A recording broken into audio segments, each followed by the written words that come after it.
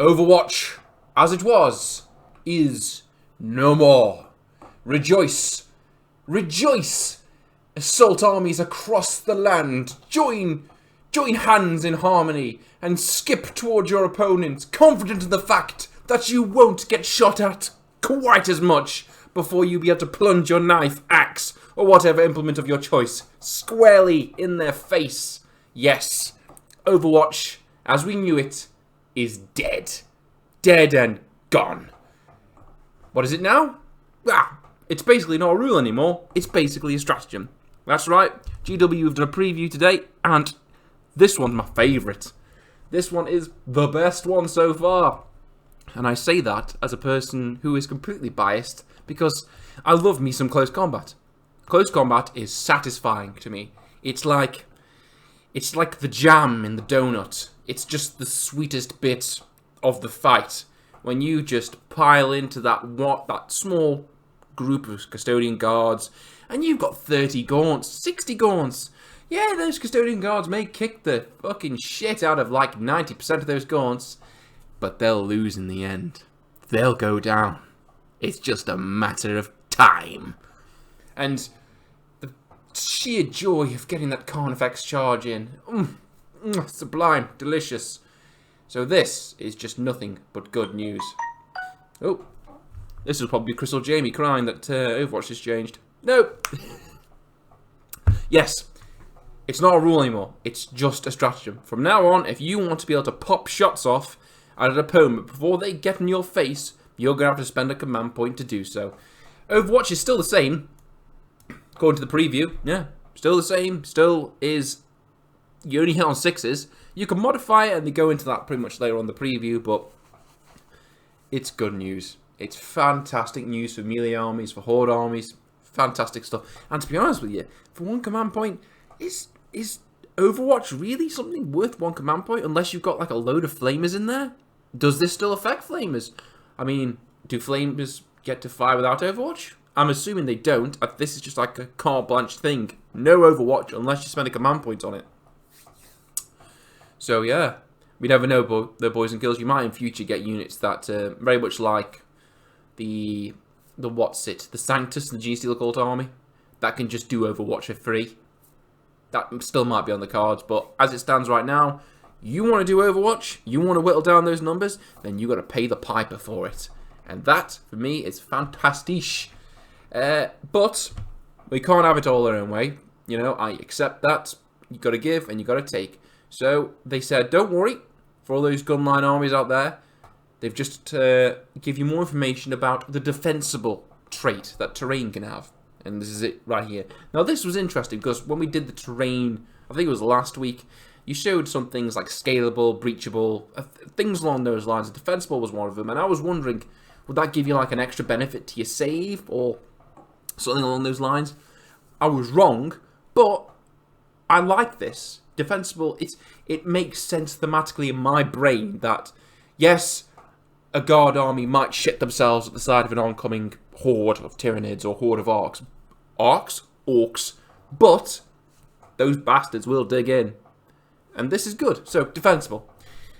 3 bullet points. Infantry units can hold steady or set to defend if no enemies with engagement range. Obviously, on the piece of terrain, that's defensible. So, if you hold steady, your Overwatch attacks hit on a 5+ instead of a 6+. Fantastic. Still got to spend that command point, though, so... And set to defend, you can't fire Overwatch, but you add 1 to the hit rolls in the next fight phase. So that's obviously to signify you guys have prepped, you're ready, you're braced for the attack that's about to happen. Which is nice. It's a nice little trait. You know, they said that you can actually build and modify your terrain to have different keywords at your own sort of leisure. So that's really good. They've also put a little snippet in there for people who are doing the Crusade. They've got an ability called Cool-Headed, and this is something that you obviously earn over the course of the Crusade sort of narrative construction of your army, how it evolves and whatnot.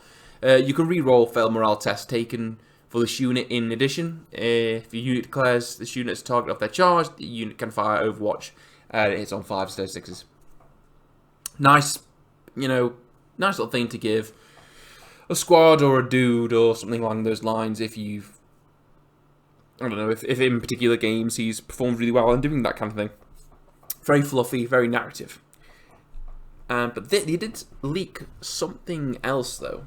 So not only did we get just the overwhelming coolness, the good news, the brilliant news that Overwatch is now a command point stratagem.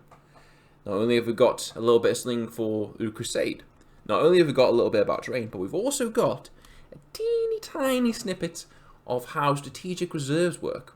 And I'll read this verbatim. Be careful though, a savvy enemy might be able to catch you off guard if you are in their deployment zone. The strategic reserves rule allows a unit to deploy on their own table edge, even if it is within engagement range, 1 inch, of an enemy, and proceed to make attacks as though they had charged. This is a situational rarity that probably won't come up very often, but a stun like that could completely bypass Overwatch to surprise unwary or careless opponents. So, well, 2 things. 1, we don't know if this particular strategic reserves rule will be allowed in match play, because obviously reserves how they work right now, you can't come in turn 1, that kind of thing, yada yada yada. Match players they're just all like bent on the rules. But 2, this could make a potentially dangerous thing by running into your opponent's deployment zone. I mean, you got sort of like gene stealers or something like that held back in strategic reserve, and then you accidentally deploy, or not accidentally, you on purpose, you deploy into your opponent's deployment zone thinking you're clever, thinking you're going to get that line breaker point or snatch that objective. Those gene stealers could just come out of the woodwork and they're right on top of you. So, food for thought. Overall, like I said, this to me is just, this is good news. And I was going to and fro in my head. I mean, like, how much does Overwatch affect me, really? I mean, realistically, I mean, is this something that I could scream from the top of the highest churches, you know, in celebration of Overwatch being diverted to do nothing but stratagem, so everyone can't use it?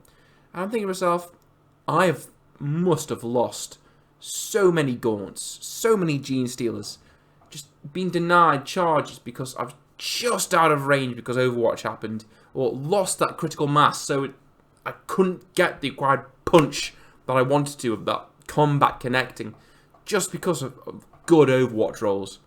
I mean, it happens. It definitely makes a difference. Definitely. The amount, like I just said, you will be able to sustain if you're clever and you obviously balance your debuffs, shield your guys, transport them. You will be able to keep that critical mass of your attack more stable and more intact, and so it delivers the required punch when it gets to its target. And that is just good news for close combat armies. Now, make no mistake, shooting armies will always have the advantage of close combat armies, because they don't need to be standing right next to you and insert things into you to do damage. They don't need to do that. They can do it from far away. So it's never going to be balanced. Never ever. Shooting will always have the advantage.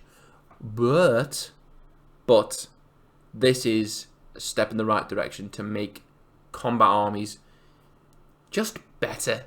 So they're not instantly blown off the table or have so little numbers when they get to their destination. It's pointless. The main val's not got there at all. So yes, thumbs up from me, GW. Good job. Keep the good news coming.